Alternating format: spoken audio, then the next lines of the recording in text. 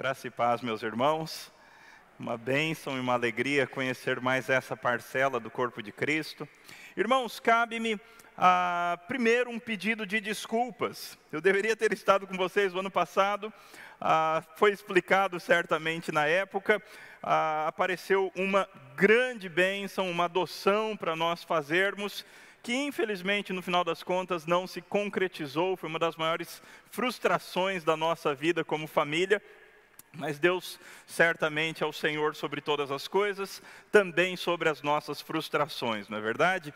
Então, foi esse o motivo de não estarmos ano passado aqui, mas é uma bênção poder estar aqui esse ano para falar do assunto que seria o assunto do ano passado, que é a carta de Paulo aos Gálatas. Carta de Paulo aos Gálatas é um dos textos mais fundamentais do Novo Testamento, um dos textos mais fundamentais da palavra de Deus, por vários motivos. Pelo motivo de que ela trata sobre o verdadeiro evangelho. A carta também é fundamental porque ela nos conta um tanto da história da igreja e da história de Paulo. A história da igreja primitiva e a história de Paulo, a gente entende um pouco melhor o que estava acontecendo naquela época. Quais eram as lutas que os nossos irmãos lá do primeiro século tinham. Então a carta nos ajuda a conhecer também sobre o ministério do Espírito Santo. Como viver a vida cristã. Para começar a falar sobre a importância dessa carta, eu gostaria de deixar bem claro o seguinte. Você tem a tendência de entender o evangelho errado. Eu também. Estou falando só de você. Nós todos temos a tendência de entender o evangelho errado. Em uma de duas direções.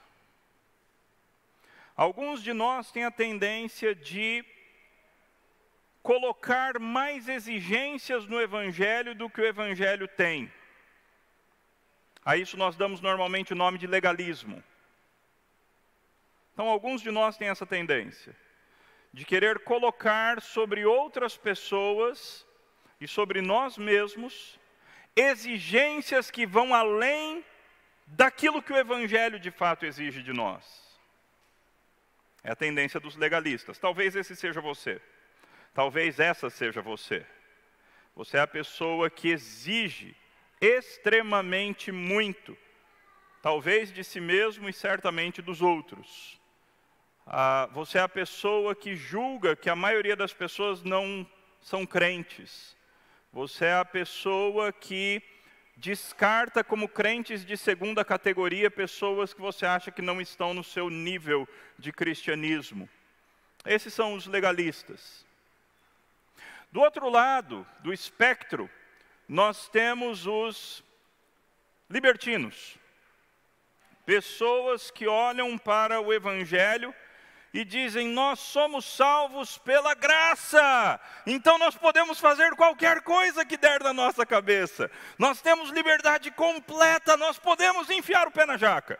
A gente pode fazer o que a gente quiser, o evangelho não coloca nenhuma responsabilidade sobre nós, e nós podemos viver de maneira dissoluta, de maneira pecaminosa.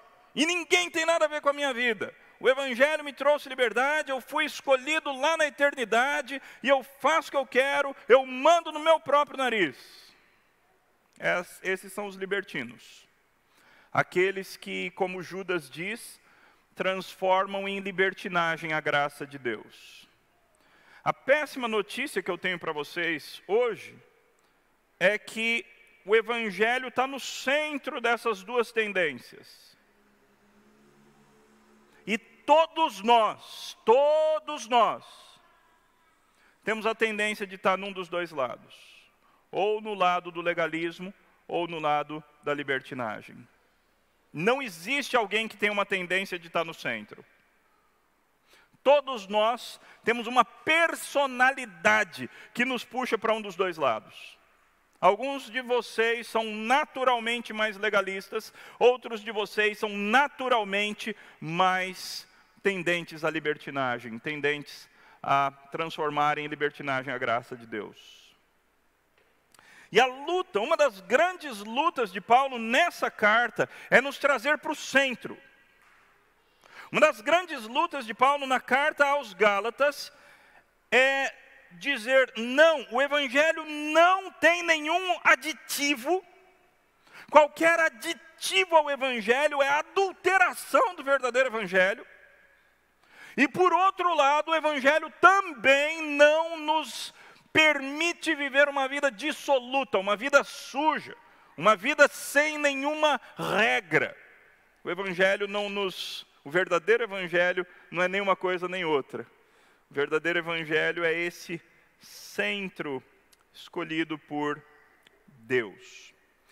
Como é que nós abordaremos a carta aos Gálatas? Nas duas palestras de hoje, nós vamos chegar até o capítulo 2, ok? Então, nessa primeira palestra, nós veremos algumas características do verdadeiro Evangelho. Algumas características do verdadeiro Evangelho. E para a gente entender Gálatas, a gente vai precisar trabalhar um tanto com Atos, ok? Então, os primeiros pontos vão estar em Atos e os últimos pontos nos primeiros versículos de Gálatas. Então, nós veremos nessa primeira palestra que o verdadeiro Evangelho, ele causa perseguição, ele causa confusão, ele é cristocêntrico, ele tem uma tentação, não o Evangelho, nós é que somos tentados por causa dessas nossas duas tendências. E finalmente ele é antagônico ao temor de homens. Então o verdadeiro Evangelho, nós veremos essas 5 características. A primeira delas, nós vamos sair de Gálatas e vamos lá para Atos capítulo 14. Por favor, abra sua Bíblia lá em Atos capítulo 14. Porque é ali que nós veremos que o verdadeiro Evangelho traz perseguição. O verdadeiro Evangelho traz perseguição. E por que é importante a gente olhar Atos 14? Porque essas cidades citadas aqui em Atos 14 são as cidades que depois receberam a carta de Paulo aos Gálatas, já que Galácia era uma região composta de várias cidades. Existe uma divergência entre os estudiosos, se era a Galácia do Sul ou a Galácia do Norte. A gente está assumindo aqui que era a Galácia do Sul, que eram essas cidades. Então, Atos 14, a partir do versículo 1, nos diz assim, em Icônio, uma das cidades da Galácia do Sul, Paulo e Barnabé entraram juntos na sinagoga judaica e falaram de tal modo que veio a crer grande multidão, tanto de judeus como de gregos. Mas os judeus que não tinham crido incitaram e irritaram os ânimos dos gentios contra os irmãos. Vejam, o verdadeiro Evangelho causa perseguição. Sempre que você pregar o Evangelho verdadeiro, sempre que você apresentar o Evangelho de verdade, seja lá no seu trabalho, seja lá na tua faculdade, seja lá na tua escola, quando você apresentar o verdadeiro Evangelho, as pessoas vão rir de você. Porque o verdadeiro Evangelho é assim, ele causa perseguição, porque ele vai muito contrário àquilo que nós temos como valor intrínseco na nossa humanidade. Nós gostamos de performance, o Evangelho verdadeiro fala que a nossa performance não vale nada. Nós gostamos de ser benquistos pelas nossas conquistas, o Evangelho verdadeiro fala que as nossas conquistas são trapo de imundícia. A melhor coisa que existe em nós, a nossa justiça é trapo de imundícia.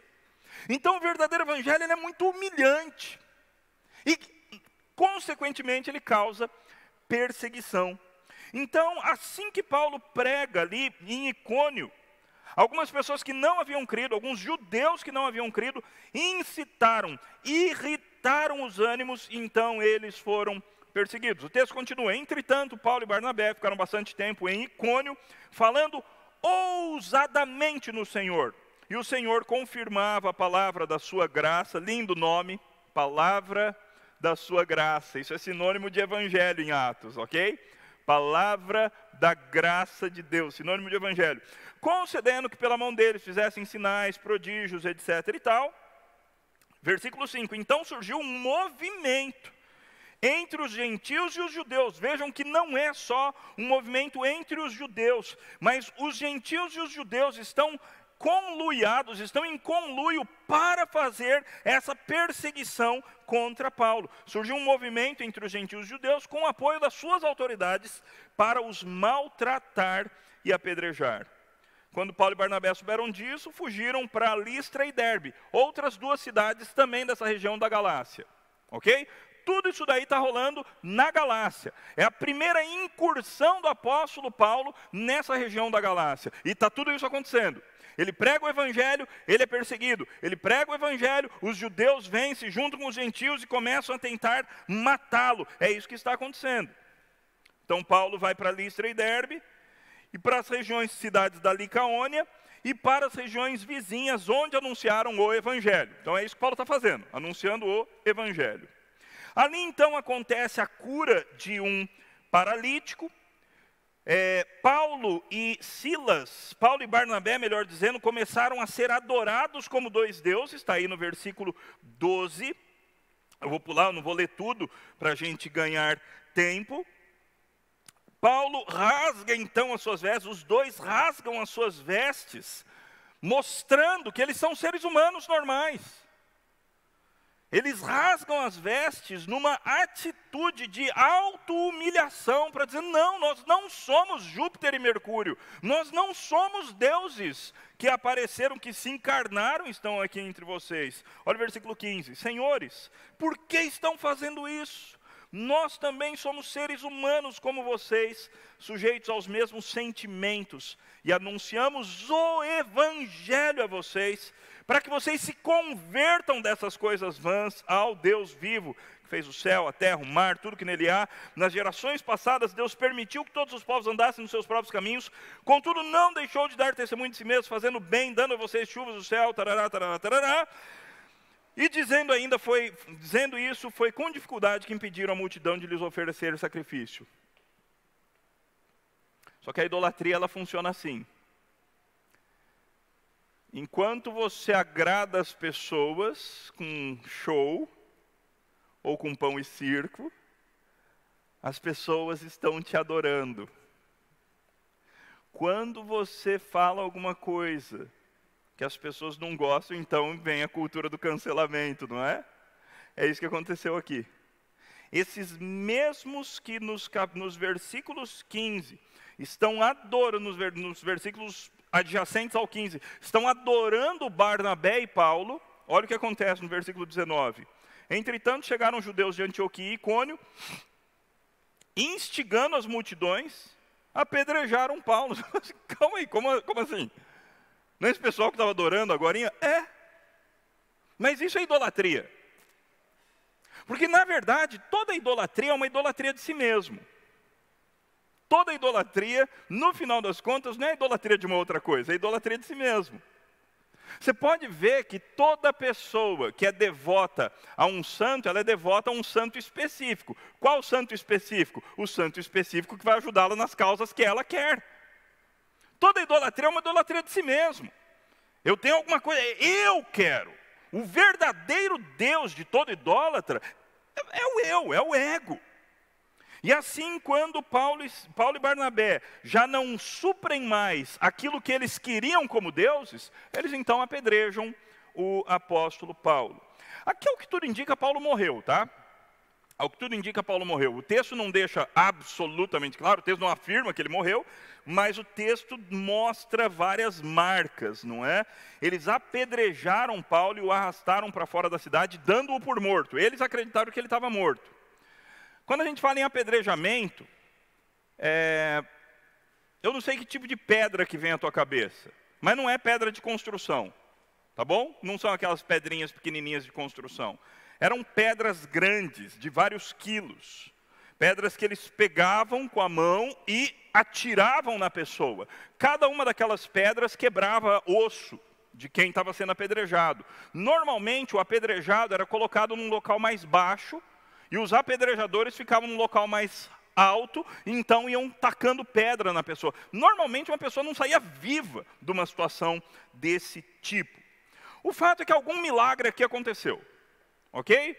Seja a ressurreição ou não, algum milagre aconteceu. Como é que a gente sabe?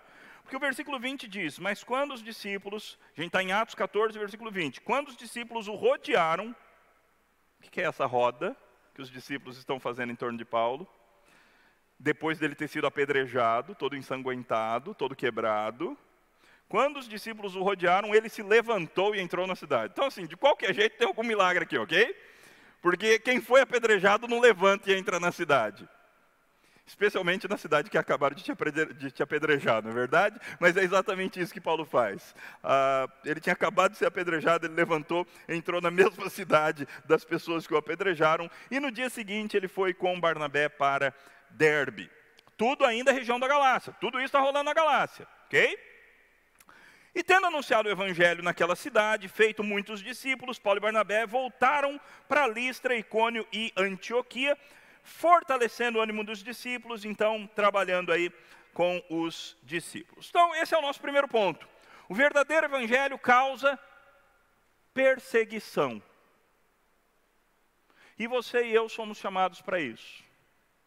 A palavra do nosso Deus nos diz que todos quantos querem viver piedosamente serão perseguidos. Então nós temos uma tendência de autopreservação. Mas o verdadeiro evangelho nos chama a sairmos dessa nossa tendência de autopreservação para darmos a cara à tapa. Às vezes num sentido bem literal. Porque é isso que o verdadeiro evangelho causa. E eu e você somos a boca de Cristo. Eu e você somos chamados para pregar o evangelho. Lá no teu trabalho, não na hora que você devia estar trabalhando, mas na hora do cafezinho, na hora do almoço, lá na tua faculdade, lá na tua escola, nós somos chamados para pregar o evangelho. Segundo lugar, irmãos, o verdadeiro evangelho causa confusão. Causa confusão. Notem que Paulo está aí na sua viagem, pregando o evangelho nessa região da Galácia. E agora o capítulo 15 de Atos, a gente vai continuar em Atos mais um pouquinho, mostra um conflito, uma confusão gerados pelo verdadeiro evangelho. Alguns indivíduos que foram da Judéia para Antioquia ensinavam aos irmãos: se vocês não forem circuncidados, segundo o costume de Moisés, não podem ser salvos. Então notem, aqui existe uma proposta legalista em relação ao evangelho. Uma proposta de que não basta crer em Cristo. É necessário, além de crer em Cristo, também ser circuncidado. Que também, pelinha do prepúcio, ou o prepúcio, que é uma pele que o órgão masculino tem, seja arrancada, que era a marca principal da identidade judaica. Essa era a marca principal da identidade dos judeus, dada pelo próprio Deus, para Abraão, lá em Gênesis, etc. e tal. Então, vejam, esses indivíduos, eles saem da Judéia, eles são judeus, eles vivem ali na região de Jerusalém, e descem para Antioquia, Antioquia da Síria, que era uma das cidades da Galácia do Sul, e começam a pregar: se vocês não circuncidarem, segundo o costume de Moisés, não podem ser salvos. O que acontece? Conflito. Carregando conflito, né? Veio aquele meme na minha cabeça. Tendo surgido um conflito e grande discussão de Paulo e Barnabé com eles, então o que acontece? Esses homens vêm de Jerusalém, ali para a região onde Paulo e Barnabé estão atuando, região da Galácia do Sul. Eles vêm de Jerusalém e começam a pregar o quê? Ótimo esse evangelho aí, mas está faltando umas coisas. Além de crer em Jesus Cristo, vocês também precisam circuncidar. E aí Paulo fala: precisa não. Eles falam: precisa sim. Paulo fala: não, vocês estão errados. Eles falam: você nem apóstolo é, o que você está falando? Você está errado. E aí começa uma briga. Começa uma briga, e a briga não foi pequena. O texto nos diz: um conflito e grande discussão. Deve ter rolado gritaria. Só não devem ter ido às vias de fato. Só não deve ter entrado lá num conflito físico. Mas, antes disso, eles chegaram bem perto aí, pelo jeito que o texto fala, né? Surgiu um conflito e grande discussão. E o conflito e grande discussão foi tão grande, problema lá da igreja da Galácia, da reunião do presbitério da igreja da Galácia, lá da região da Galácia, foi tão grande que mandaram o assunto para o Supremo Concílio. Foi um problema muito grande. E eles não tinham condição de resolver. Eles não conseguiram resolver entre eles apenas. O verdadeiro evangelho, ele causa conflito, irmãos. Causa conflito. Por quê? Porque existem essas duas tendências. Existe a tendência daqueles que dizem, não, algo tem que ser acrescentado ao evangelho. E existe a tendência daqueles que dizem, não, o evangelho libera geral, a gente pode fazer o que quiser a partir do evangelho. Consequentemente, para você ficar no verdadeiro evangelho, você vai ter conflito, com vários lados. E é isso que acontece aqui. A questão, então, é levada à igreja de Jerusalém.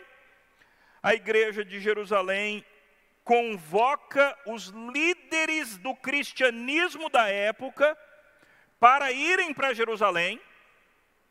E então os apóstolos que ainda estavam vivos, os presbíteros das igrejas, se reúnem em Jerusalém para discutir essa questão. Qual questão?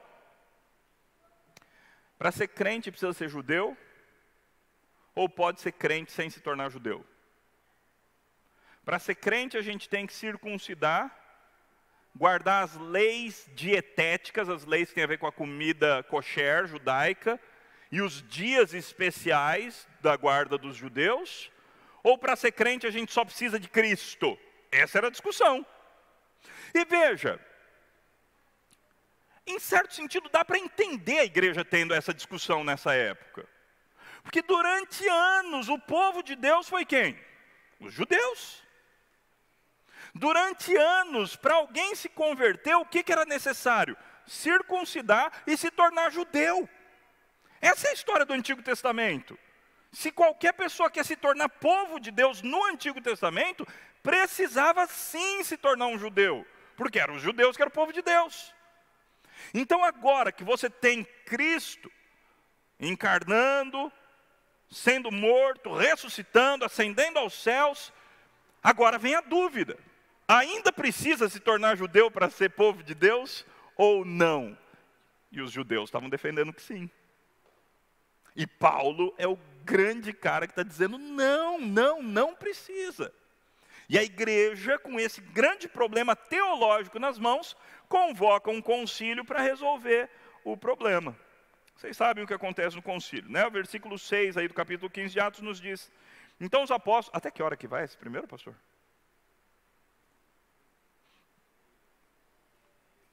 8h30? Tem 15 minutos, ok. Então os apóstolos e os presbíteros se reuniram para examinar a questão, havendo grande debate, Pedro tomou a palavra e disse, então veja, grande debate, olha que não foi um assunto fácil de resolver. A igreja está dividida. Você percebe que isso daqui pode ser o fim da igreja? Esse problema aqui de Atos pode ser a morte da igreja. Porque se a igreja tomasse uma decisão errada nessa reunião, seria a morte da igreja. E a continuidade do judaísmo e a morte do cristianismo. A gente está num assunto extremamente sério. O que estava em jogo era o verdadeiro evangelho. E aí Pedro levanta e Pedro fala, olha, nem eu entendi direito, mas teve um dia que eu tive um sonho, um lençol cheio de um monte de animal impuro, e Deus falando, mata e come. Eu estava tentando entender o negócio, de repente chegam uns homens gentios, da casa de um centurião romano, chamado Cornélio, e eles estão me chamando para ir lá. Eu vou lá, entrei na casa deles, porque eu entendi que aquela visão significava isso, que não era para eu fazer distinção entre pessoas. E aí eu entrei lá, eu estou pregando para eles, o Espírito Santo cai em cima deles. O Espírito Santo caiu em cima deles, o que eu podia fazer? Eu batizei todo mundo.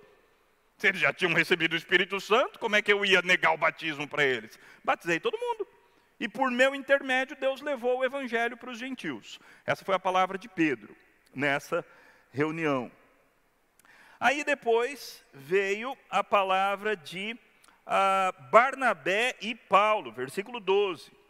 Toda a multidão silenciou, passando a ouvir Barnabé e Paulo. Barnabé e Paulo contaram das várias experiências. Olha, gente, a gente está fazendo viagem missionária, e o negócio é que aonde a gente vai, a gente prega o evangelho, os gentios estão se convertendo e recebem o Espírito Santo, e Deus está aceitando os gentios. Sem circuncisão, sem guardarem as festas judaicas, sem terem que fazer as leis dietéticas judaicas. Deus está aceitando esse pessoal. E aí, o responsável por aquela reunião era o irmão biológico do nosso Senhor Jesus Cristo, por parte de mãe, evidentemente, não é? Era Tiago. E aí Tiago toma a palavra no versículo 13 e diz: irmãos, ouçam o que tem a dizer. Simão acaba de relatar como primeiramente Deus visitou os gentios, a fim de constituir entre eles um povo para o seu nome, e a Bíblia fundamenta isso também, ele cita um texto bíblico, e aí então eles tomam a decisão no versículo 22. Então pareceu bem aos apóstolos e aos presbíteros com toda a igreja, eleger alguns homens e enviá-los a Antioquia. Não, o 19 vai ficar mais claro. Por isso julgo que não devemos perturbar aqueles que entre os gentios se convertem a Deus. Ou seja, a gente não tem que exigir circuncisão de ninguém. A gente não tem que falar para eles que eles são crentes de segunda categoria. A gente não tem que falar para eles que falta alguma coisa para eles serem povo de Deus. Não podemos perturbá-los. A gente só vai dizer o seguinte para eles: que eles se abstenham da contaminação dos ídolos, da imoralidade sexual, da carne de animais sufocados e do sangue. Só essas 4 coisas. Eles não precisam circuncidar, não precisam guardar dias especiais, não precisam manter as leis dietéticas, a não ser a questão de sangue. Não ser essa questão de sangue. O que é uma questão teológica difícil da gente resolver, mas esse não é o meu assunto hoje. Graças a Deus, não preciso mexer com isso. Mas vejam que eles tomam um cuidado. Qual é o cuidado que eles tomaram aqui? Eles falam: o verdadeiro evangelho não pode ser legalista. Vamos vir para o meio. Mas qual é o cuidado que eles tomam? Para que o verdadeiro evangelho não se torne libertino.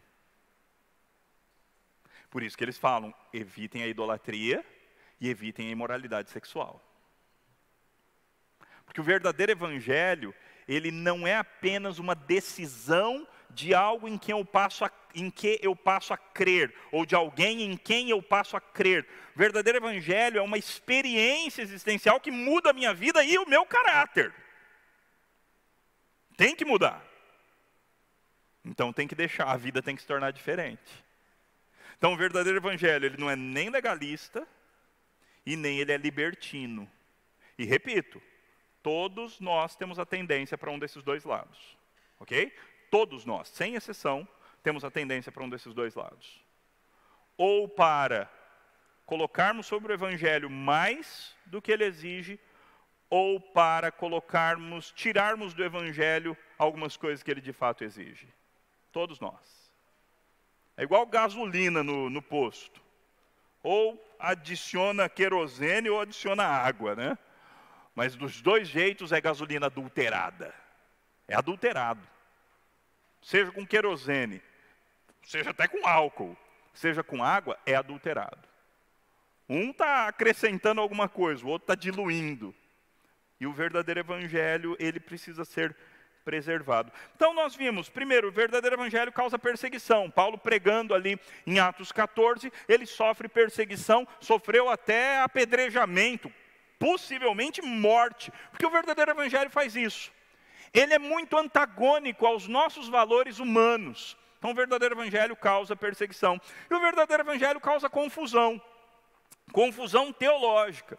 Causa discussão teológica. Porque existem aqueles que querem adicionar o evangelho, existem aqueles que querem subtrair do verdadeiro evangelho, e o verdadeiro evangelho precisa ser íntegro, precisa ser inteiro. Terceiro lugar, o verdadeiro evangelho, e agora a gente entra em Gálatas, ele tem Cristo como o seu centro e conteúdo fundamental. Versículos 1 a 5. Paulo, apóstolo, não da parte de pessoas, nem por meio de homem algum, mas por Jesus Cristo e por Deus Pai que o ressuscitou dos mortos. É estranho esse jeito de Paulo começar essa carta. Existem 13 cartas de Paulo na Bíblia. Fica muito claro que o jeito que Paulo começa a carta mostra o tipo de relacionamento que ele tinha com aquelas pessoas específicas daquela igreja específica. Então, quando está tudo bem entre ele e a igreja, Paulo se apresenta como Paulo escravo, Paulo prisioneiro, Paulo irmão. Agora, quando tem algum problema de relacionamento, quando a igreja está questionando a autoridade apostólica de Paulo, Paulo dá carteirada. Sabe carteirada? Sabe com quem você está falando? Paulo faz isso. De vez em quando Paulo precisa fazer isso, precisa dar uma carteirada. E a carteirada aos Gálatas é a maior do Novo Testamento. Porque ele começa desse jeito, Paulo apóstolo. E presta atenção, eu não sou apóstolo da parte de homem, nem por intermédio de homem, mas eu sou apóstolo da parte de Deus e de Jesus Cristo, e o Deus que vai julgar vivos e mortos. Eu falo assim, opa, o que está acontecendo? E está acontecendo mesmo. Tá? Tem um atrito. Essa é a carta onde Paulo está mais bravo no Novo Testamento. Pensa num homem que está muito bravo. Essa carta aqui. Ok? Tanto é que, normalmente, o que Paulo faz? Paulo fala, e aí ele se define, e depois ele fala aos santos e fiéis. Ele faz algum elogiozinho à igreja. Aqui não. Aqui as igrejas da Galácia. Só isso. Vocês não merecem nenhum elogio. Vocês não são santos, são fiéis, não estão merecendo nada. Só estou escrevendo para as igrejas da Galácia. Ok? Paulo também acrescenta como remetente da carta, todos os irmãos que estão comigo. O que é uma maneira dele dizer, o que eu estou falando aqui, não é só o meu evangelho. Todo mundo que está comigo concorda. Normalmente, o que vem logo em seguida? Antes disso, vai... Versículo 3, que a graça e a paz estejam com vocês, da parte de Deus nosso Pai e do Senhor Jesus Cristo. Normalmente Paulo para aqui. Normalmente é isso, Paulo para aqui. Nessa carta ele continua um pouquinho, ele diz, Senhor Jesus Cristo, o qual entregou a si mesmo pelos nossos pecados, para nos livrar desse mundo perverso. O que é isso, irmãos? Isso é o Evangelho. Ok? Essa é a primeira vez que Paulo explicita o verdadeiro evangelho aqui. O que é o evangelho? O evangelho é a história do Senhor Jesus Cristo que entregou a si mesmo, que deu-se voluntariamente por causa dos nossos pecados. Ele se entregou, ele morreu, ele sofreu a pena, ele sofreu o castigo que os nossos pecados mereciam. Nós pecamos, nós merecíamos a ira de Deus, a ira justa de Deus deveria cair sobre nós e nos trucidar eternamente. Mas Jesus Cristo fez isso no nosso lugar. Ele se entregou por causa dos nossos pecados. Dentro do Evangelho, o cerne do Evangelho é uma substituição. Eu saindo do jogo para Cristo jogar no meu lugar. Esse é o cerne do Evangelho. A palavra vicário significa isso, substituição.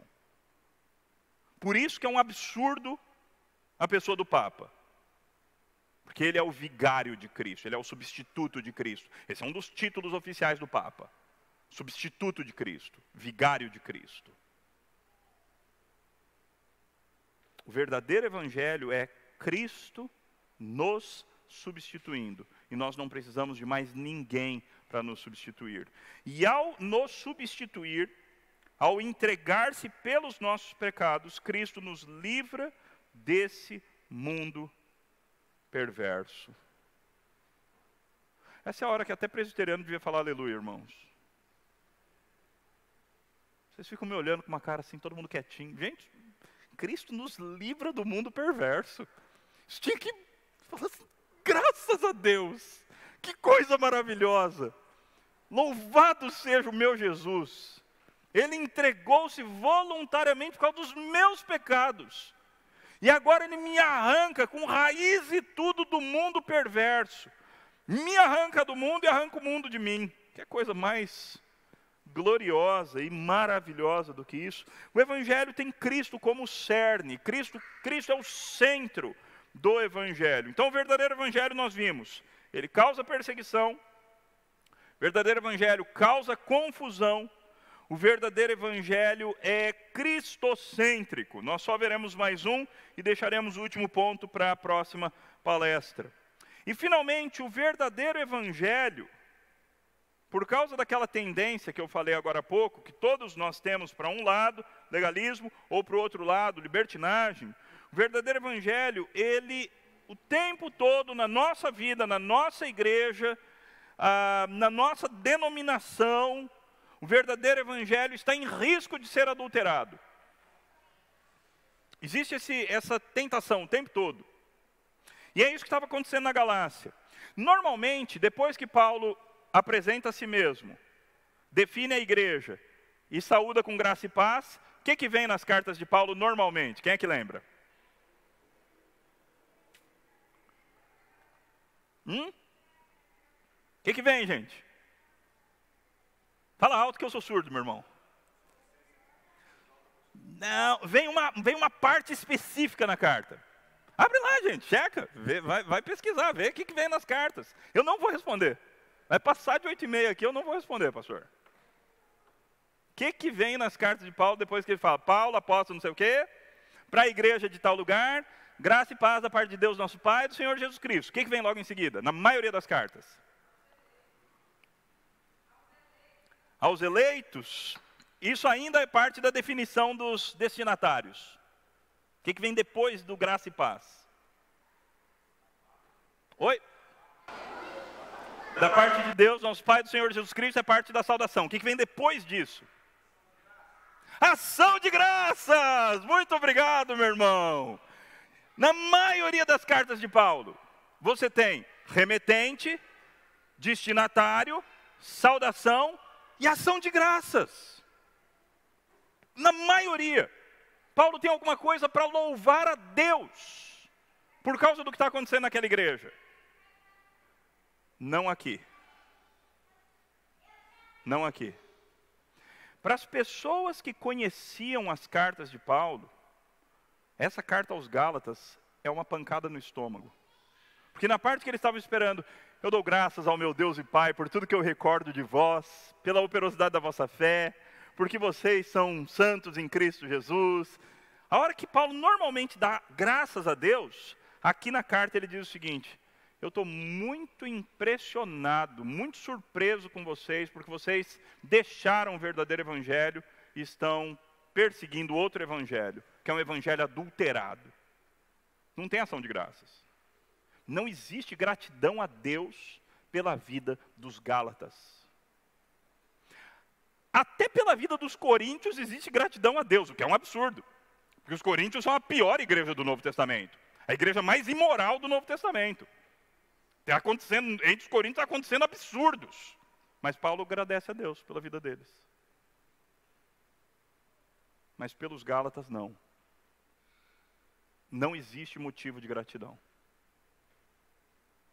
Paulo simplesmente diz, eu estou usando aqui a Nova Almeida atualizada, tá, gente? Por isso que está um pouquinho diferente da de vocês. Estou muito surpreso em ver que vocês estão passando tão depressa daquele que os chamou na graça de Cristo para um outro evangelho. Na língua grega tem duas palavras para a palavra outro.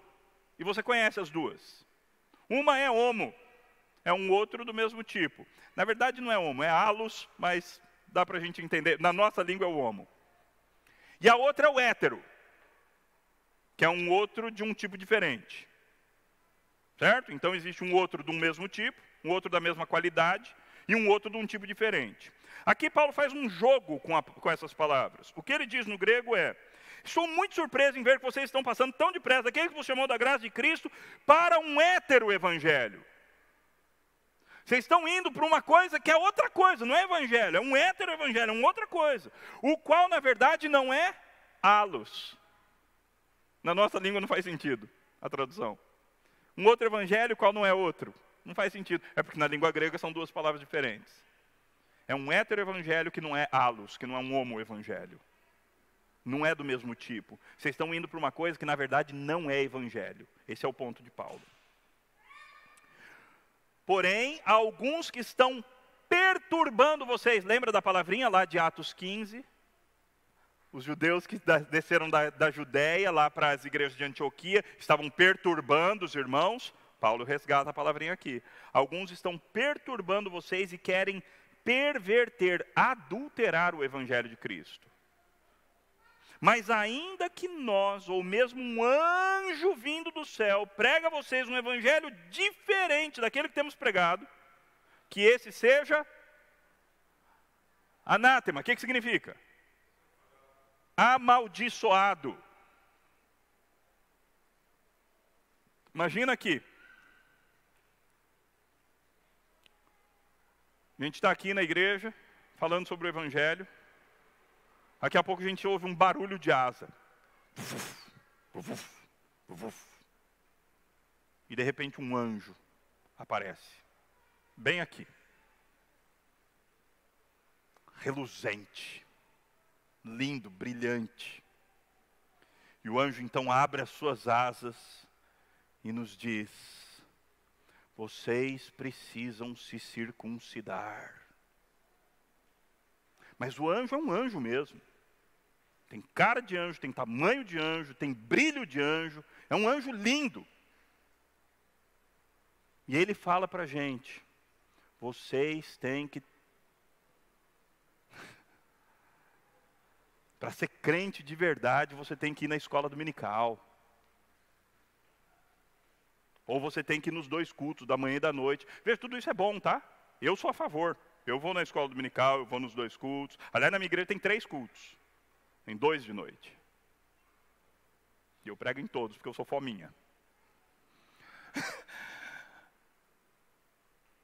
Só que a partir do momento que eu começo a colocar essas coisas como exigência, para eu considerar se alguém é crente ou não, eu começo a perder o evangelho. Vocês percebem que a coisa é sutil? Se eu acrescentar alguma exigência para alguém ser crente, ou para ser crente de primeira categoria, mesmo se um anjo chegar aqui e falar, o que a gente tem que falar para o anjo? Vamos lá, gente, o que tem que falar para o anjo? Sai daqui, seu maldito. Volta para o inferno, porque você não é um anjo de Deus, não. Você não é anjo, você é demônio. Você está acrescentando coisa ao evangelho. Isso é adulterar o evangelho. O evangelho é Cristo, morto pelos nossos pecados. É só isso que a gente precisa. Não acrescente ao evangelho. Paulo acabou de falar, Paulo falou, se eu mudar de ideia e começar a pregar alguma coisa diferente, que tem que acrescentar alguma coisa, ou se um anjo de Deus aparecer e falar que tem que acrescentar alguma coisa ao evangelho, amaldiçoem. Falar que tem que ter água do Rio Jordão. Se falar que tem que pegar a sacolinha ungida, sei lá das quantas. Se falar que tem que comprar indulgência. Se falar que tem que confessar para um homem, para que a sua confissão chegue a Deus. Se falar que precisa de santos mediadores, ou de Maria mediadora. Se falar que precisa das sociedades internas da IPB, qualquer coisa que for acrescentada como exigência para que alguém seja crente de verdade, merece maldição. E eu estou colocando de propósito coisas boas no meio. Tá? Tem coisas boas aí nesse meio. Sociedades internas, maravilha. Comecei falando bem da SAF. Mas se for acrescentado como uma condição para que alguém seja um crente de primeira categoria, então se tornou um laço, se tornou armadilha. Só o evangelho é Cristo e nada mais. Então, o que nós vimos nessa primeira palestra? Nós vimos que o verdadeiro evangelho, causa perseguição. Paulo foi morto, possivelmente morto, certamente apedrejado por causa do verdadeiro evangelho. O verdadeiro evangelho causa confusão. Nós tivemos o primeiro concílio da igreja por causa do verdadeiro evangelho, por causa dessas lutas a respeito do verdadeiro evangelho. O verdadeiro evangelho é cristocêntrico, ele é o evangelho do Cristo que entregou a si mesmo pelos nossos pecados para nos livrar desse mundo perverso. E o verdadeiro evangelho, ele sofre tentação de adulteração o tempo todo. O tempo todo.